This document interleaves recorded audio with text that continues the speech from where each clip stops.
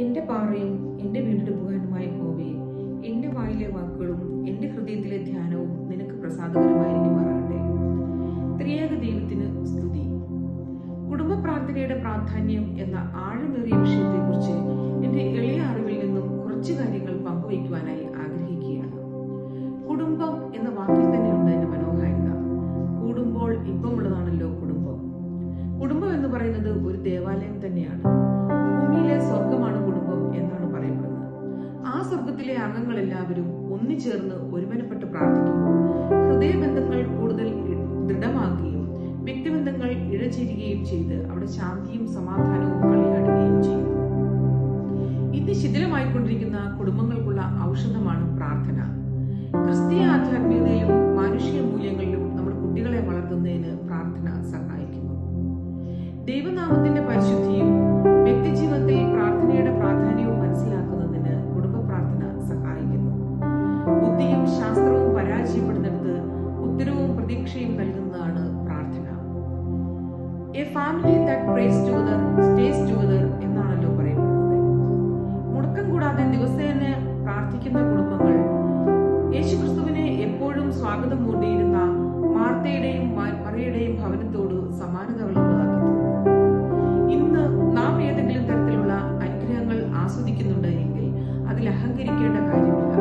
നമുക്ക് മുൻപ് പോയ നമ്മുടെ പിതാക്കന്മാർ ദൈവം മുമ്പാകെ കണ്ണുനീരോടെ മുട്ടുമടക്കി പ്രാർത്ഥിച്ചതിന് ഫലമാണ് ഇന്ന് നാമും നമ്മുടെ തലമുറയും അനുഭവിക്കുന്ന ഈ അനുഗ്രഹങ്ങളൊക്കെയും. ഇതിന്റെ ഒരു ഉത്തമ ഉദാഹരണം നമുക്ക് തിരുവചനത്തിൽ കാണാം. മോശ എപ്പോഴൊക്കെ ദൈവത്തിന് മുമ്പാകെ മുട്ടുമടക്കി കരങ്ങൾ ഉയർത്തി കണ്ണുനീരോടെ പ്രാർത്ഥിച്ചുവോ അപ്പോഴൊക്കെയും വിജയം ഇസ്രായേലിയർക്കായിരുന്നു.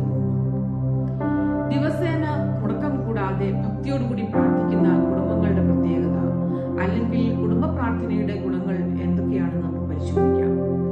ഒന്നാമതായി, നന്ദിയുടെ മനോഭാവം കുടുംബാംഗങ്ങളിൽ വളർത്തുന്നു. പ്രാർത്ഥിക്കുന്ന സമയത്ത് അന്ന് ലഭിച്ച അനുഗ്രഹങ്ങളെ ഓർത്ത് നന്ദിയോടെ സ്തുതിക്കുന്നത് കുടുംബാംഗങ്ങളിൽ ഓരോരുത്തരിലും നന്ദിയുടെ മനോഭാവം വളർത്തുന്നതിന് സഹായിക്കുന്നു.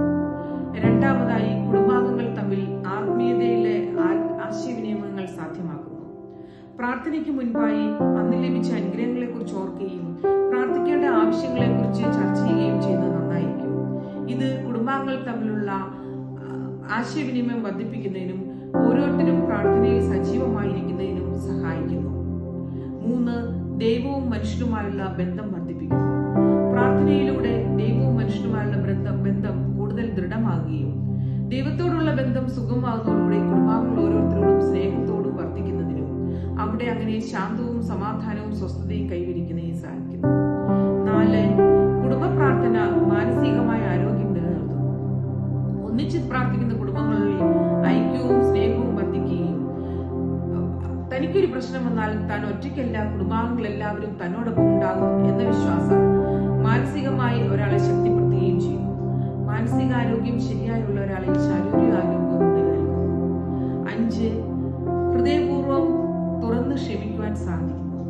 കുടുംബ പ്രാർത്ഥനയുള്ള ഭാവനകളിൽ പ്രാർത്ഥനയ്ക്കായി ഒരുമിച്ച് കൂടുമ്പോൾ ആശയവ്യത്യാസങ്ങൾ, പൊരുത്തക്കേടുകൾ ഇവ പറഞ്ഞു തീർക്കുന്നതിനും ക്ഷമിക്കുന്നതിനുമുള്ള അവസരങ്ങൾ ഉണ്ടാകുന്നു. 6, വ്യത്യസ്തതയിൽ ഒന്നിപ്പിക്കുന്നതാണ് പ്രാർത്ഥന. ഒരു കൂരയ്ക്ക് കീഴിൽ താമസിക്കുന്ന കുടുംബാംഗങ്ങൾ ഓരോരുത്തരും വ്യത്യസ്ത സ്വഭാവക്കാരായിരിക്കും. ഈ കുടുംബ പ്രാർത്ഥനയിലൂടെ ദൈവ ചൈതന്യം കുടുംബത്തിൽ നിറയുകയും ആ ദൈവിക ചൈതന്യം വ്യത്യസ്തതയുടെ മതിലുകളെ തകർക്കുകയും ഭിന്നതയുടെയും കലഹത്തിന്റെയും ദുരാത്മാവിനെ അകറ്റുകയും ചെയ്യും. 7, നമ്മുടെ കുഞ്ഞുങ്ങളെ വിശ്വാസത്തിൽ വളർത്തുന്നതിന് സഹായിക്കുന്നു. പ്രാർത്ഥനയുടെ സമയത്ത് മുതിർന്നവർ ഓരോരുത്തരെയും അവരുടെ തിരക്കുകളൊക്കെ മാറ്റിവെച്ച് കുടുംബ പ്രാർത്ഥനയ്ക്കായി ഓടിയെത്തുമ്പോൾ ജീവിതത്തിലെ പ്രാർത്ഥനയുടെ പ്രാധാന്യത്തെക്കുറിച്ച് നമ്മുടെ കുഞ്ഞുങ്ങൾ മനസ്സിലാക്കുകയും അവരും വിശ്വാസത്തിൽ ഊന്നിയ ഒരു ജീവിതം മുന്നോട്ട് നയിക്കുന്നതിന് സഹായിക്കുകയും ചെയ്യുന്നു. അണുകുടുംബമാകട്ടെ കൂട്ടുകുടുംബമാകട്ടെ ഒന്നിച്ചിരുന്ന് പ്രാർത്ഥിക്കുമ്പോൾ ആ കുടുംബത്തെ ഒരു ശക്തിക്കും തകർക്കാൻ സാധിക്കുകയില്ല എന്നതിൽ യാതൊരു സംശയവുമില്ല.